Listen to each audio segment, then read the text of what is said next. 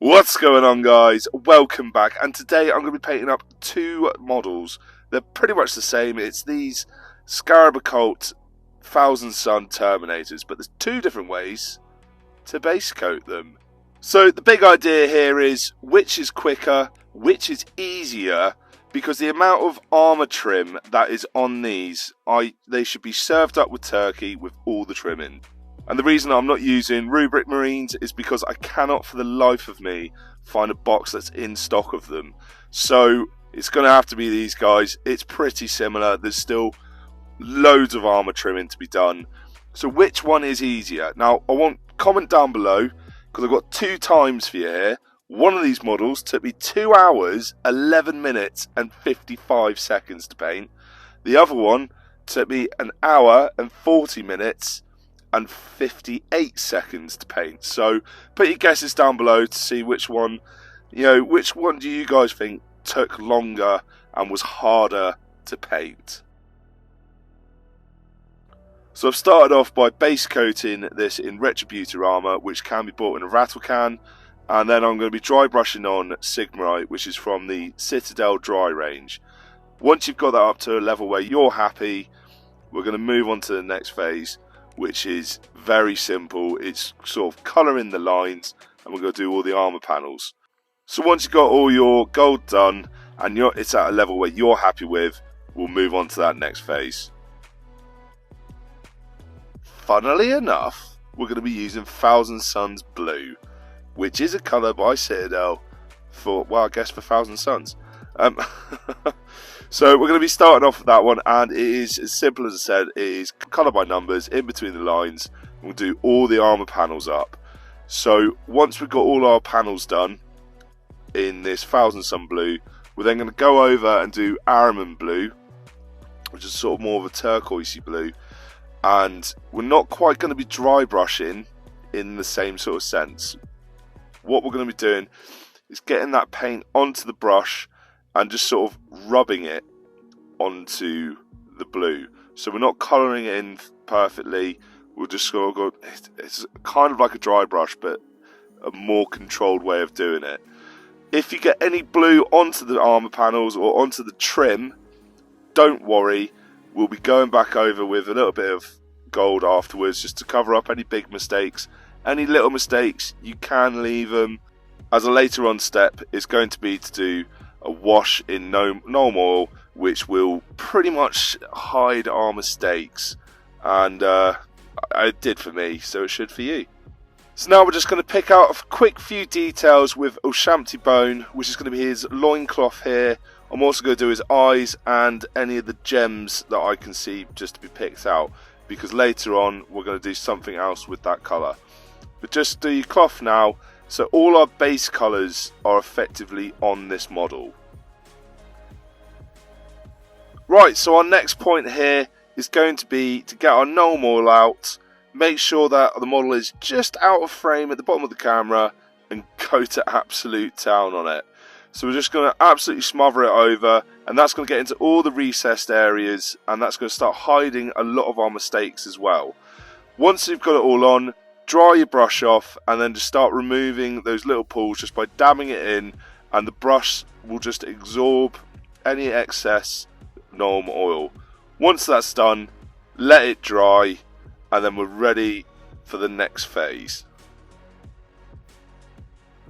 So to start bringing this more to life now, we're going to be adding Flash Gits Yellow to this this top Egyptian-y headdressy thingy bit at the top of him.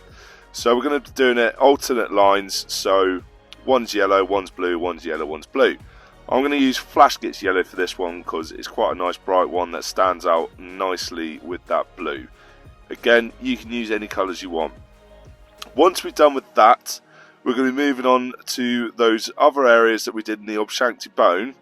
So that's going to be the eyes and all the gemstones. We're just going to put Hex Wraith Flame, which is the Citadel technical paint, over them, to then bring them out and give them that little green glow that will just look nice and magical enough to fit with the Thousand Suns.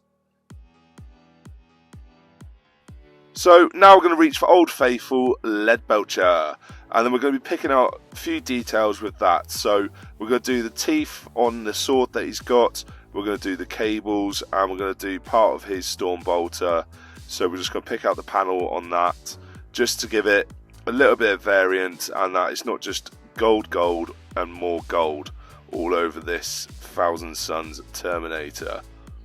Once that's all done, we're going to go back over all those details again with a Gnome Oil wash, excluding the green gems that we now have. So we're not going to do the eyes or the gemstones, but all the silver parts and those yellow bits that we've done. We're going to go over that once more with Gnome Oil, just to finish him off almost. And we're nearly there now. So last push, last effort, we're nearly there.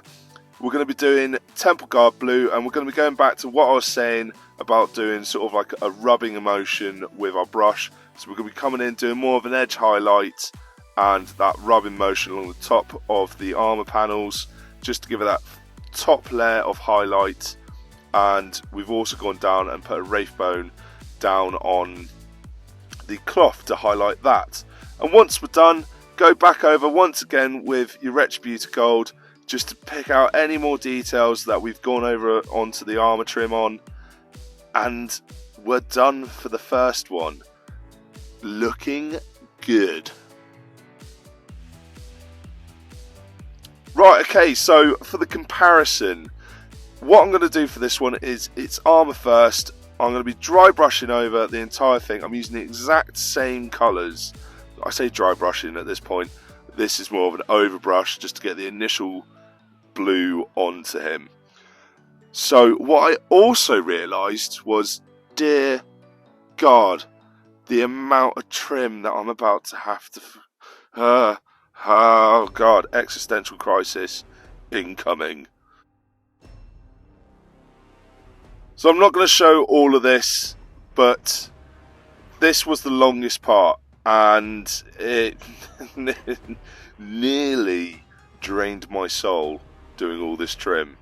Yeah, it's similar process to what I did last time, but instead of using Sigmarite, I did use Vallejo Metal Colour Gold, so the bright gold they've got to do the highlighting on all the trim, instead of putting the dry paint on, which was going to be a bit difficult to dry brush onto it. So that's the only change that I've made for this process. I'm not going to show all of it, even though it's sped up. This was about an hour's worth of just picking out trim.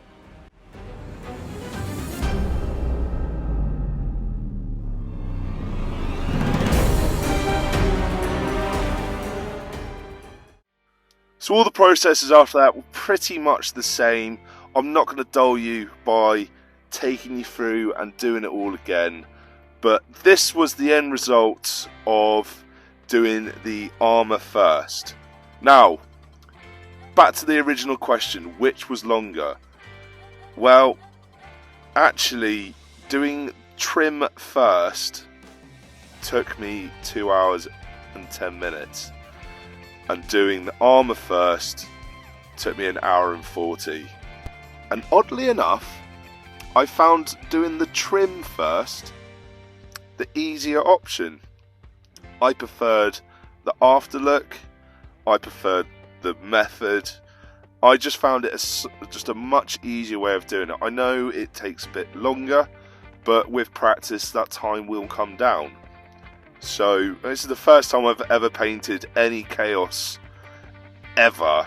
I've never painted Chaos Terminators in my life. I've never painted a Chaos Marine in my life. This is the first time, and I've got a newfound respect for any Chaos players.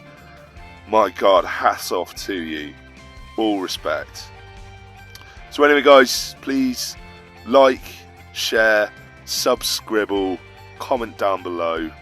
Let me know what army you are going to be painting up and if this is of any help to you. And I do hope to see you in the next one.